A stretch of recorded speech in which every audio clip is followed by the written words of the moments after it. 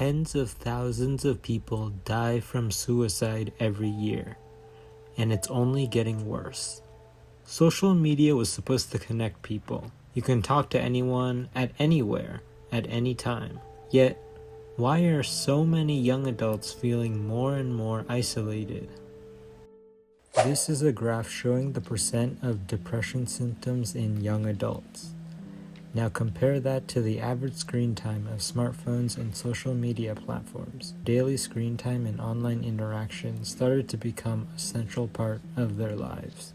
According to helpguide.org, a peer-reviewed mental health information website states that excessive social media use can trigger feelings of inadequacy, dissatisfaction, and isolation, and worsen symptoms of depression, anxiety, and stress. Because of this, many users have started to feel the impacts of social media on their mental health. Now we must question why so many people go on social media, and I believe there are two main reasons. First, the obvious reason is because it makes them feel entertained. But I believe young adults go here for a way to escape from reality. As we know, the world is changing, whether for the better or the worse. Getting accepted into top universities has only increased in difficulty.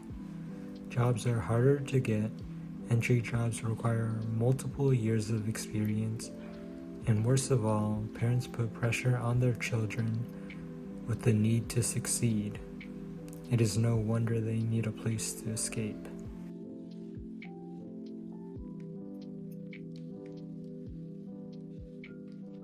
Two is comparison and envy. Social media often showcases the highlights of people's lives, their vacations, achievements, and perfect moments.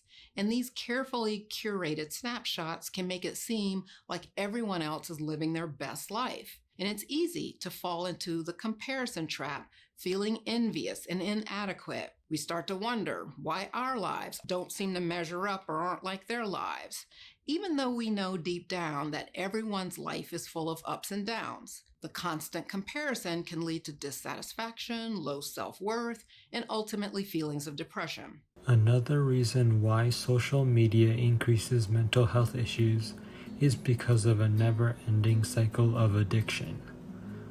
A lot of the time, people cope by going back to social media because it feels like an escape.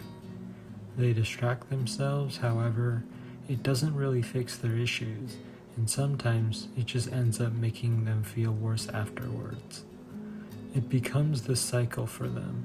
They feel stressed and they scroll more, which then they'll feel worse and view even more social media in order to cope with this now worse feeling. So when you look at everything together, social media and our societal system, it kind of makes sense why mental health issues are increasing. However, this does not mean we cannot stop this issue. For me personally, the best way to overcome these feelings of depression and mental health issues is to help somebody else in need. Depression can paint a bleak picture